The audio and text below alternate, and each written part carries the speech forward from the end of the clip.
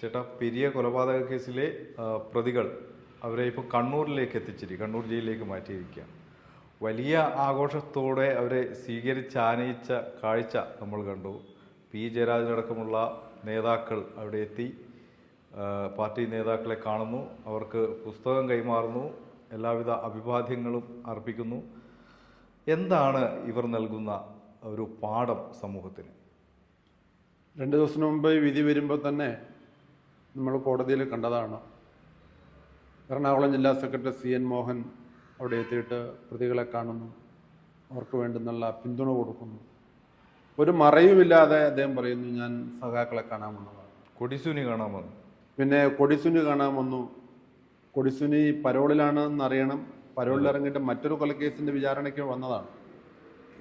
അപ്പം കൊലപാതകികളെ സൃഷ്ടിക്കുന്ന പാർട്ടി അത് അബദ്ധത്തിലുണ്ടായ പ്രതിരോധത്തിന്റെ ഭാഗമായി സംഭവിക്കുന്നില്ല. പ്ലാൻ ചെയ്ത് ഈ കൊലപാതകളെ വളർത്തിക്കൊണ്ടുവരുന്നൊരു പാർട്ടി. ഇന്നലെ കണ്ണൂർ കണ്ടത് ഏതൊരു രാഷ്ട്രീയ പാർട്ടിയെയും ലജ്ജിപ്പിക്കുന്ന, നാണിപ്പിക്കുന്ന, എല്ലാത്തിനും മുമ്പിലാണ് കേരളം എന്ന് അവകാശപ്പെടുന്ന മാർക്സിസ്റ്റ് പാർട്ടി എന്ത് സന്ദേശമാണ് സമൂഹത്തിന് നൽകുന്നത്? ഒരു ഉളുപ്പുമില്ലാതെ ഈ പെരിയ കൊലപാതകം നടന്നപ്പോഴത്തേക്ക് ആവർത്തിച്ച് പറഞ്ഞതാണ്, ഞങ്ങൾക്ക് കൊലപാതകമായിട്ട് ബന്ധമില്ല. അങ്ങനെ ബന്ധമില്ല എന്ന് പറഞ്ഞ പാർട്ടി ഇന്നലെ അവരുടെ സംസ്ഥാന സമിതി അംഗം പി ജയരാജൻ പറയുന്നു, ഞാൻ സംസ്ഥാന സമിതി അംഗമാണ്, ഒപ്പം ജയിൽ ഉപദേശക സമിതി അംഗം കൂടിയാണ്. അങ്ങനെയാണ് എൻ്റെ സഖാക്കളെ കാണാമെന്ന്. അവർ കമ്മ്യൂണിസ്റ്റ് പാർട്ടിയുടെ ആളുകളാണ്. ഒന്നും കൂടി പറയുന്നു, കമ്മ്യൂണിസ്റ്റ് സഖാക്കന്മാരെ തടവറ കാട്ടി പേടിപ്പിക്കണം. ഇത് വെറുതെ സ്വാതന്ത്ര്യ സമരത്തിന്റെ ഭാഗമായിട്ട് അവരെ പിടിച്ചുകൊണ്ട് പോയതല്ല. 2 ചെറുപ്പക്കാരെ നിഷ്ഠൂരമായി കൊലപ്പെടുത്തിയതിന്, സമാനതകളില്ലാത്ത കൊടിയ ഒരു ദുരന്തത്തിന് നേതൃത്വം കൊടുത്ത, കൊലപാതകത്തിന് നേതൃത്വം കൊടുത്ത കൊടിയ കുറ്റവാളികളാണ്. അതിനകത്ത് മുൻ MLA അടക്കം പ്രതിയാണെന്ന് ഓർക്കണം. ഏരിയ കമ്മിറ്റി സെക്രട്ടറിയും ബ്രാഞ്ച് സെക്രട്ടറിയും അടക്കമുള്ള ആളുകൾ പ്രതിയാണ്. അങ്ങനെയുള്ള കമ്മ്യൂണിസ്റ്റ് പാർട്ടിയുടെ നേതാക്കന്മാരെ ശിക്ഷിക്കപ്പെട്ട് ജയിലിൽ കൊണ്ടുപോകുമ്പോൾ അവർക്ക് വീരോചിതമായ സ്വീകരണമാണ് കൊടുക്കുന്നത്. ജയിലിൻ്റെ ഗേറ്റൊക്കെ തള്ളി തുറന്ന് പി ജയരാജൻ കയറുന്ന കാഴ്ച നമ്മൾ കണ്ടതാണ്. എന്ത് സംവിധാനമാണ്! ഞാൻ നേരത്തെ ഒരു വീഡിയോയിൽ പറഞ്ഞിട്ടുണ്ട്, അർദ്ധ ജുഡീഷ്യറിയെ പോലും സ്വാധീനിക്കുന്ന കമ്മ്യൂണിസ്റ്റ് പാർട്ടിയുടെ കേരളത്തിന്റെ നിലപാടുകൾ. എക്സിക്യൂട്ടീവിനെ മുഴുവൻ അവരുടെ കയ്യിൽ അമർത്തിയിട്ടുണ്ട്. കേരളത്തിലെ എക്സിക്യൂട്ടീവ് മുഴുവൻ കമ്മ്യൂണിസ്റ്റ് പാർട്ടിയുടെ, മാർക്സിസ്റ്റ് പാർട്ടിയുടെ നിയന്ത്രണത്തിലാണ്. എന്ത് ധാർഷ്ട്യത്തോടു കൂടിയാണ് അവിടെ ചെന്നതും ഒരു മറയിട വിളിച്ച് പറയാണ്.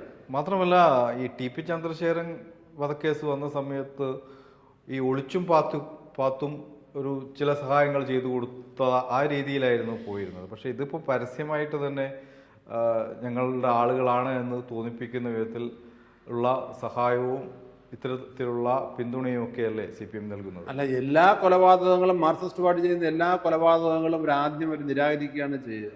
അപ്പോൾ ഫസൽ വധക്കേസാണെങ്കിൽ, TP ചന്ദ്രശേഖരൻ വധക്കേസാണ്, ജയകൃഷ്ണൻ മാഷിന്റെ വധമാണെങ്കിലും, ഏത് വധവും നടത്തിയാലും പാർട്ടി എണ്ണയിട്ട യന്ത്രം പോലെ പ്രവർത്തിപ്പിച്ച് പ്ലാൻ ചെയ്ത് നടത്തുന്ന കൊലപാതകങ്ങളെ ആദ്യം തള്ളിക്കളയും. അതപ്പോൾ ആദ്യം ഒരു പുകമറ സൃഷ്ടിച്ചുകൊണ്ട് എതിരാളികളുടെ തലയിൽ പോലും കെട്ടിവെക്കാൻ വേണ്ടി ശ്രമിക്കാറുണ്ട്. അങ്ങനെയുള്ള കൊലപാതകങ്ങളെ പോലും പ്രതികളെ സംരക്ഷിക്കുന്ന നിലപാടാണ് പാർട്ടി എടുത്തിട്ടുള്ളത് പരസ്യമായി. അതുകൊണ്ട് കേരളത്തിനതൊരു പുത്തരിയല്ല. കമ്മ്യൂണിസ്റ്റ് പാർട്ടിയുടെ നയവും സമീപനവും അങ്ങനെ തന്നെയാണ്. ഇന്നലെ കേരളം കണ്ടത്, തലശ്ശേരി കണ്ണൂർ ജയിലിൽ സാക്ഷ്യം വഹിച്ചത് ഏറ്റവും കൊടിയ ഒരു നിയമവിരുദ്ധ പ്രവർത്തനത്തിന്. പി ജയരാജൻ പറഞ്ഞത് പുസ്തകം കൊടുക്കാൻ പോയതാ.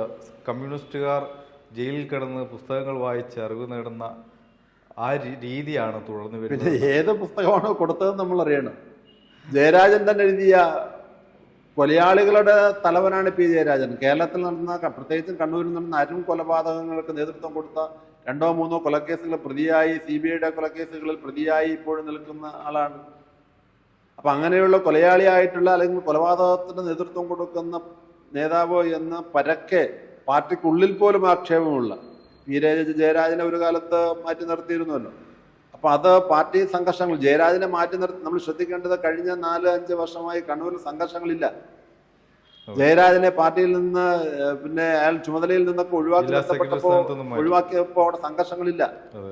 ഇപ്പോ കണ്ണൂരില് ഇന്നലെയും ഇനിയൊന്നും ചില സംഘർഷങ്ങൾ തുടങ്ങിയിട്ടുണ്ട്.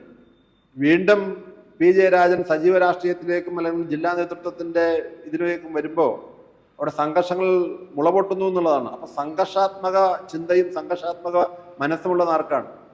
സംഘർഷം തലച്ചോറിൽ ജനിക്കുമ്പോഴാണ് അത് കൈകളിലൂടെ പ്രവർത്തിക്കുക. അപ്പൊ കൊലയാളികൾക്ക് സംരക്ഷണം കൊടുക്കുന്ന കൊലയാളികൾ പാർട്ടിക്കാരാണ്, സഖാക്കളാണ്, അവരെ തടവറ കാട്ടി ഭീഷണിപ്പെടുത്തണ്ട എന്നൊക്കെ പറഞ്ഞിട്ട് ജയരാജൻ തന്നെ എഴുതിയ പുസ്തകം അവർ വായിച്ചാൽ എങ്ങനെയായിരിക്കും അവരുടെ മനോനില? സാധാരണ ജയിലെന്ന് പറയുന്നത് മാനസിക പരിവർത്തനത്തിനുള്ള സ്ഥലമാണ്. അറിയാതെ ഒരു കുറ്റകൃത്യം ചെയ്തു പോയി നമ്മൾ ജയിലിൽ പോയാൽ അവിടെ അയാൾ ജീവിതകാലം തടവുകാലം എന്ന് പറഞ്ഞാൽ മാനസിക പരിവർത്തനത്തിന് വിധേയമായി കൊണ്ട് വീണ്ടും ഒരു കുറ്റവാളി അല്ലാതായി പുറത്തിറങ്ങാനും കുറ്റവാസന പൂർണ്ണമായും ഇല്ലാതായി പുറത്തിറങ്ങുവാനും ആണ് ജയിൽവാസം ഉപകരിക്കുക എന്നാണ് നമ്മുടെയൊക്കെ വിപ്പ്. പക്ഷെ ജയരാജൻ എഴുതിയ പുസ്തകമാണ് വായിക്കുന്നത് എങ്കിൽ ജയിലിൽ കിടക്കുന്ന കുറ്റവാളികളെ സംബന്ധിച്ചിടത്തോളം എന്ത് തരം മാനസിക പരിവർത്തനമാണ് അവർക്കുണ്ടാകാൻ പോകുന്നത് എന്ന് നമ്മൾ സമീപ ഭാവിയിൽ കണ്ടറിയേണ്ടതാണ്. ഈ പ്രതികളെ രക്ഷിക്കാനുള്ള എല്ലാ ഗവൺമെന്റ് തന്ത്രങ്ങളും അവർ പ്രയോഗിക്കും. അതിന്റെ ഒരു മുന്നറിയിപ്പാണ് ഇന്നലെ ജയരാജൻ കൊടുത്ത സഖാക്കളെ നിങ്ങൾ പൊക്കോളൂ. ഇന്നലെ കൃപേഷിന്റെയും ശരത്ലാലിന്റെയും മാതാപിതാക്കൾ പറഞ്ഞല്ലോ, ജയിൽ അവർക്ക് സ്വർഗലോകമാണ്. അത് വ്യക്തമാണ്. പ്രത്യേകിച്ച് പി ജയരാജനൊക്കെ ഈ ജയിൽ ഇതുമായി ബന്ധപ്പെട്ട ഉപദേശക സമിതിയിലൊക്കെ ഉള്ള ആളുകളാണ്.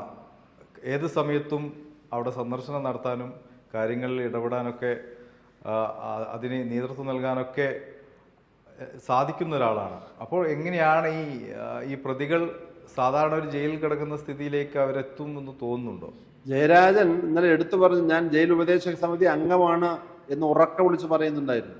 മാധ്യമങ്ങളോട് തലയെടുപ്പോടെ നിന്നുകൊണ്ട് അല്പം ധാർഷ്ട്യത്തോടെ അഹങ്കാരത്തോടെ പറയുന്നു, ഞാൻ പാർട്ടിയുടെ സംസ്ഥാന സമിതി അംഗമാണ്, ഒപ്പം ജയിൽ ഉപദേശക സമിതി അംഗമാണ്. അപ്പൊ ഈ പ്രതികൾക്ക് കൊടുക്കുന്ന സന്ദേശം എന്താ? നിങ്ങൾ എന്ത് വേണോ കാട്ടിക്കോളൂ, നിങ്ങൾക്ക് പുറത്തും അകത്തും ഒരേപോലെയുള്ള സംവിധാനങ്ങളാണ് തരാൻ പോകുന്നത്. അവരുടെ ഭക്ഷണം പോലും പുറത്തുനിന്ന് കൊണ്ടുവന്ന് കൊടുക്കുന്നു എന്നാണ് അറിയാൻ സാധിക്കുന്നത്. അപ്പൊ ജയിലിലാണ് എങ്കിലും പുറത്തുള്ളതിനേക്കാളും സ്വർഗമാണ് ജയിൽ എന്ന് അവർക്ക് നൽകുന്ന സന്ദേശമാണ്. നിങ്ങൾ ഇനിയും ഇതിനേക്കാളും വലിയ കൊലപാതകങ്ങൾ, വലിയ ക്രൂരതകൾ ചെയ്താലും പേടിക്കേണ്ടതില്ല. അതിനെയൊക്കെ സംരക്ഷിക്കുവാനും നിങ്ങളുടെയൊക്കെ സംരക്ഷകരായി ഞാനും പാർട്ടിയും ഉണ്ട് എന്നുള്ള വലിയ സന്ദേശമാണ് കൊടുക്കുന്നത്. ഇത് കേരളത്തിന്റെ സമൂഹത്തിനെ ഞെട്ടിപ്പിക്കുന്നതാണ്, സമൂഹ മനസാക്ഷിയെ ഞെട്ടിപ്പിക്കുന്നതാണ്. അരാജകത്വ പാതയിലേക്ക് കേരളത്തിന്റെ സമൂഹത്തെ കൊണ്ടുപോകുന്ന വലിയ ഒരു ദുരന്ത വർത്തമാനമാണ് ഇന്നലെ കേട്ടത്. ഇത് അങ്ങേയറ്റം അപലപിക്കപ്പെടേണ്ടതാണ്. ഒരു രാഷ്ട്രീയ പാർട്ടികളിൽ നിന്നും, കമ്മ്യൂണിസ്റ്റ് പാർട്ടിയിൽ നിന്ന് മാത്രമല്ല, BJP-യിൽ നിന്ന് മാത്രം, ഒരു രാഷ്ട്രീയ പാർട്ടികളിൽ നിന്നും ഇത്തരം സമീപനം ഉണ്ടാകാൻ പാടില്ല. കൊലപാതകികൾ ആരാണെങ്കിലും ശരി, കൊലപാതകികളെ അങ്ങനെ തന്നെ കാണണം. അവർക്ക് മാനസിക പരിവർത്തനം വരുത്തേണ്ട ഒരു സ്ഥലമായി ജയിൽ മാറണം. ആ കൊലപാതകികൾ വീണ്ടും വീണ്ടും വീണ്ടും കൊലയാളികളായിട്ട് മാറാൻ വേണ്ടിയാണ് എങ്കിൽ ഈ ശിക്ഷയും തടവ് ശിക്ഷയും ജയിലും കോടതിയൊക്കെ എന്തിനാ? അപ്പൊ വീണ്ടും അവരെ പുറത്തിറങ്ങി വന്നാൽ കൊലയാളികളായി തന്നെ സ്ഥിരം കൊലയാളികളായി നിലനിർത്താൻ പാർട്ടി പറയുന്ന കൊട്ടേഷൻ ഏറ്റെടുത്ത് കൊലകൾ ചെയ്യാനുള്ള തയ്യാറായി നിൽക്കുന്ന, അല്ലെങ്കിൽ ആ തരത്തിലുള്ള മാനസികാവസ്ഥയെ സൃഷ്ടിക്കുന്ന ഒരു കൂട്ടം ആളുകളെ സൃഷ്ടിക്കാനുള്ള ബോധപൂർവമായ ശ്രമത്തിന്റെ ഭാഗമാണ് ഇത്. ഇന്നും ഇന്നലെയും തുടങ്ങിയതല്ല. മാർക്സിസ്റ്റ് പാർട്ടിയിൽ നിന്ന് മറിച്ചൊന്നും പ്രതീക്ഷിക്കേണ്ട ആവശ്യവും വരുന്നില്ല എന്നാണ് എനിക്ക് തോന്നുന്നത്.